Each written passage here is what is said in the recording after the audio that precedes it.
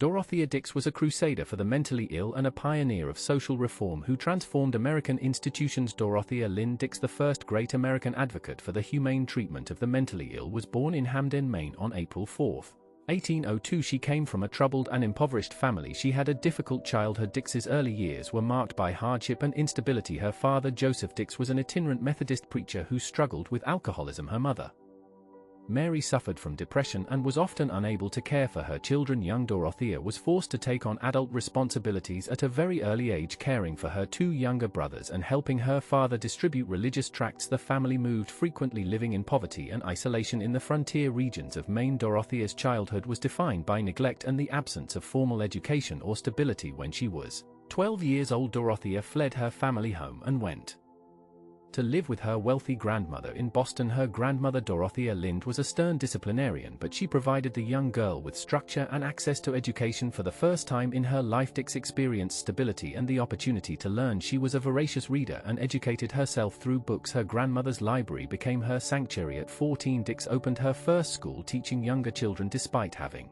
little formal education herself, she was driven by an intense desire to better herself and to escape the circumstances of her birth. Teaching became her passion and her path to independence.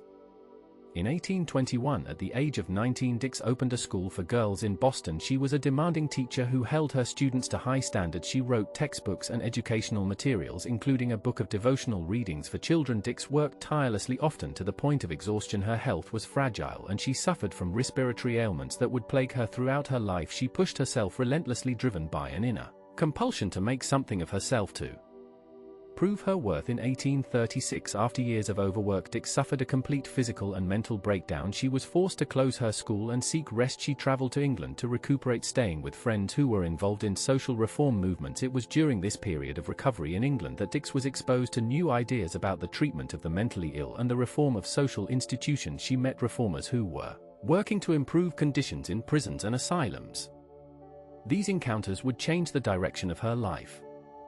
When Dix returned to America in 1838, she was still recovering and uncertain about her future. Her grandmother died and left her a modest inheritance that gave her financial independence. For the first time in her life, Dix did not have to work for survival. She could choose her own path, but she struggled to find meaning and purpose in her life. She spent several years in relative isolation, reading and reflecting on what she should do with the rest of her days. Then in March 1841, everything changed. A young theology student asked Dix if she would teach a Sunday school class for women inmates at the East Cambridge jail. Dix agreed, and what she witnessed there shocked her to her core. She found mentally ill women confined in an unheated room in the dead of winter with no heat, no proper clothing, and no care. They were treated like criminals, chained and caged in filthy conditions. Dix was horrified by what she saw. These women were not criminals, they were sick, and they were being treated worse than animals. Dix immediately took action. She complained to the jailers but was told that the insane did not feel the cold the same way normal people did. This callous response only strengthened her resolve. She went to the courts and petitioned for heat to be provided to the cells. She won that small battle, but it opened her eyes to a much larger problem. If conditions were this bad in a jail near Boston, what must they be like elsewhere? Dix decided to investigate. She began traveling throughout Massachusetts, visiting every jail, almshouse and asylum she could find. What she discovered was a nightmare. The mentally ill were locked in cages, chained to walls, kept in unheated cellars and attics, beaten and abused. They were treated as less than human, hidden away from society in the most degrading conditions imaginable. Dix took meticulous notes documenting everything she saw. She recorded the names of individuals, the conditions of their confinement, the lack of medical care. She was building a case. In January 1843, Dix presented a memorial to the Massachusetts legislature. It was a detailed and damning report on the treatment of the insane in the state. She described in graphic terms the horrors she had witnessed. She wrote of individuals confined in cages, in cellars, in pens. She described people chained naked in the cold, beaten and starved. Her memorial was a powerful indictment of the state's failure to care for its most vulnerable citizens. Dix's report caused a sensation. Some legislators were shocked and moved to action. Others were skeptical and defensive. They questioned whether a woman could be trusted to report accurately on such matters. They suggested she was exaggerating or that she was too emotional. Dix stood her ground. She had the facts and she had the moral authority. She had seen these conditions with her own eyes, and she would not be silenced. After months of debate, the Massachusetts legislature voted to expand the state mental hospital. Dix had won her first major victory, but she was just getting started.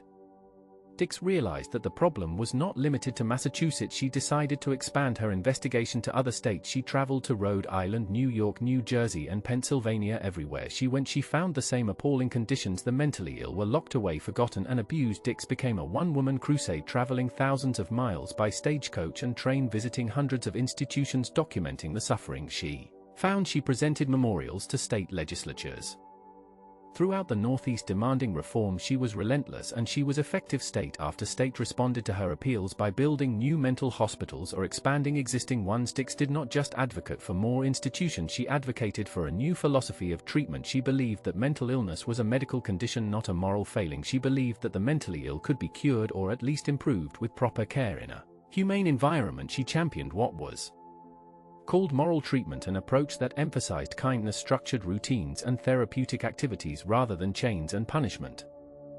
Between 1843 and 1853, Dix traveled more than 30,000 miles, visiting 18 state penitentiaries, 300 county jails, and over 500 almshouses and other institutions. She was tireless in her mission. She lived out of a suitcase, constantly on the move. She had no permanent home, no family, no personal life. Her work was her life. She was driven by a sense of moral obligation and by the memories of what she had witnessed. She could not rest while people were suffering. Dix was not a naturally charismatic speaker. She was reserved and formal in her manner, but she was persuasive because she had the facts and because her sincerity was undeniable. She met with governors, legislators, and other officials. She wrote countless letters and reports. She built coalitions of support among doctors, reformers, and religious leaders. She was a masterful organizer and strategist. By 1848, Dix had been instrumental in the founding or expansion of more than 15 mental hospitals across the United States. Her impact was profound. She had almost single-handedly created a national movement for mental health reform.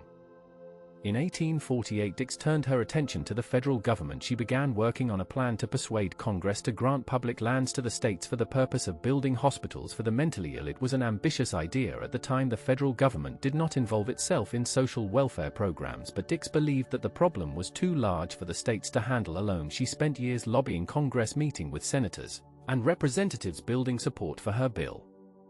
She drafted legislation. She testified before committees. She was a constant presence in Washington. Dix was operating in a male-dominated world where women had no official political power, but she used her moral authority and her reputation as a reformer to gain access to the highest levels of government. In 1854, after years of effort, Congress passed Dix's bill granting over 12 million acres of federal land for mental hospitals. It was a tremendous victory, but it was short-lived. President Franklin Pierce vetoed the bill. Pierce argued that the federal government had no constitutional authority to provide for the welfare of individuals. He said that if Congress could provide for the mentally ill, it could provide for anything, and the limited powers of the federal government would be destroyed.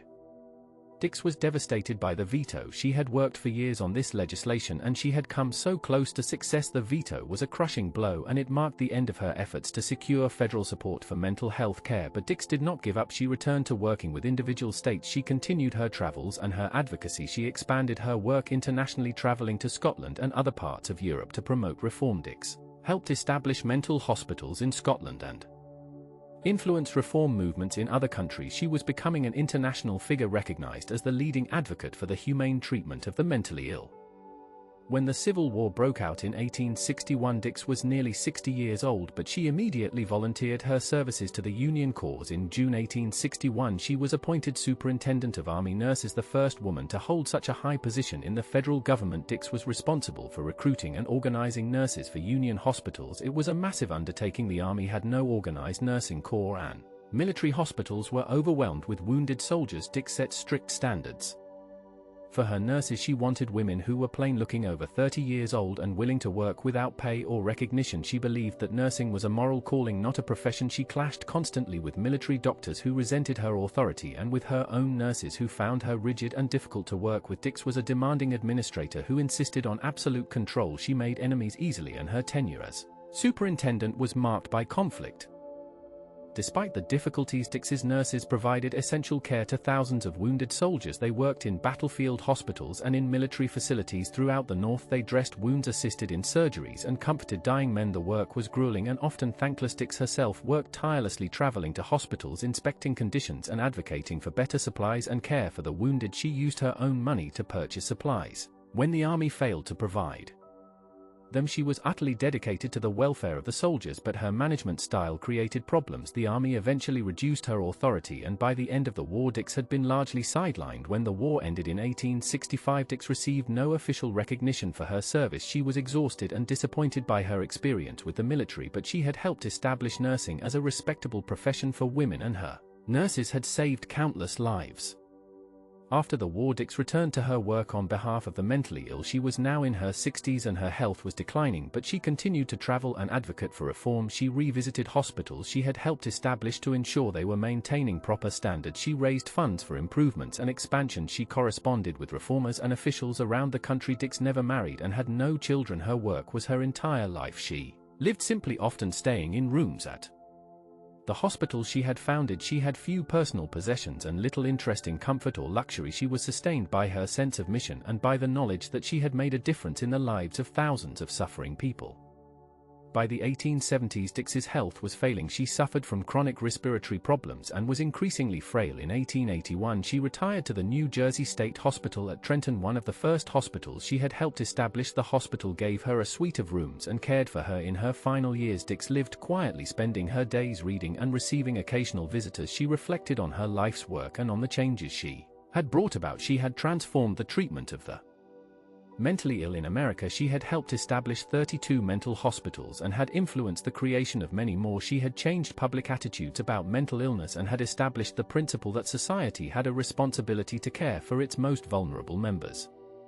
On July 17, 1887, Dorothea Dix died at the age of 85. She had lived a long and extraordinary life. She had overcome a traumatic childhood and fragile health to become one of the most influential reformers of the 19th century. She had worked tirelessly for more than 40 years on behalf of people who had no voice and no power. She had faced opposition, ridicule and setbacks, but she had never given up. Dix was buried in Mount Auburn Cemetery in Cambridge, Massachusetts. Her grave is marked by a simple stone befitting her austere and selfless life. At the time of her death, newspapers across the country praised her achievements and recognized her as a great humanitarian. The New York Times called her one of the most useful and distinguished women America has produced.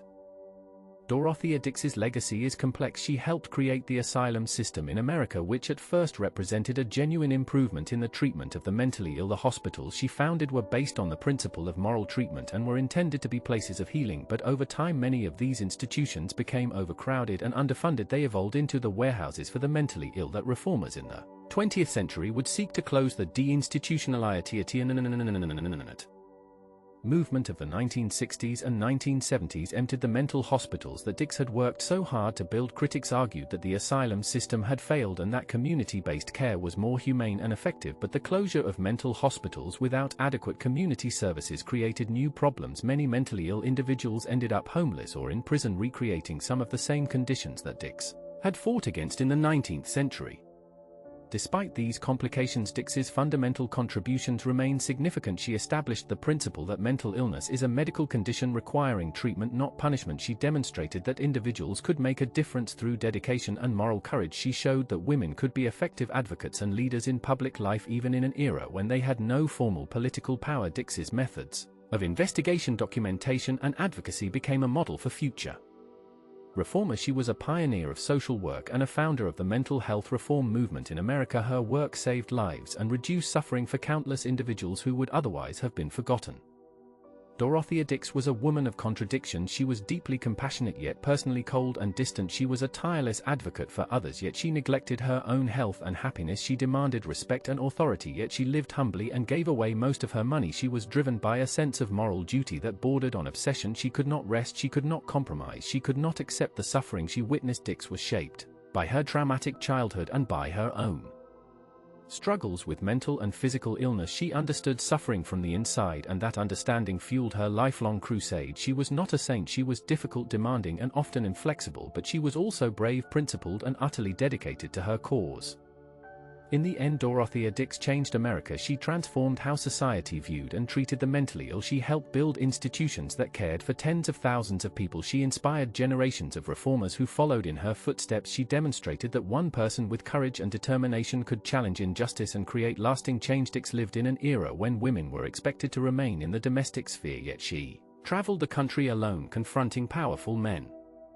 and demanding reform. She had no official authority, yet she wielded enormous influence through the force of her moral conviction and the power of her documented evidence. She was a true pioneer who opened doors for women in public life and established new standards for social responsibility. Dorothea Dix was even in death remembered as the voice for the voiceless and the champion of the forgotten.